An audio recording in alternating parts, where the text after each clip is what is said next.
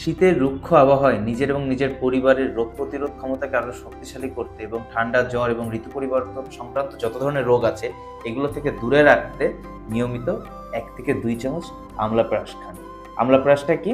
আমলা ব্রাশটা হচ্ছে সবারই খুব পরিচিত। আমি যদি চাবন ব্রাশ কথাটা বলি, আই থিঙ্ক আপনি গেস করতে পারবেন। ছোটবেলায় আমরা অনেকেই খেয়েছি এবং এটা 5000 বছরের পুরনো পরীক্ষিত একটি স্বাস্থ্যকর খাবার।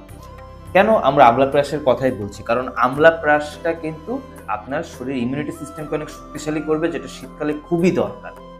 আপনার শীত আসতে না আসতেই আপনার কিন্তু সবাই ঠান্ডা, জ্বর এই ধরনের রোগে কিন্তু আক্রান্ত হয়ে থাকে। এই আমলা ব্রাশে আছে আমলকি এবং প্রাকৃতিক জড়িবুটি, যেটা কিন্তু আপনার শরীরের ইমিউনিটি সিস্টেমকে অনেক শক্তিশালী করবে।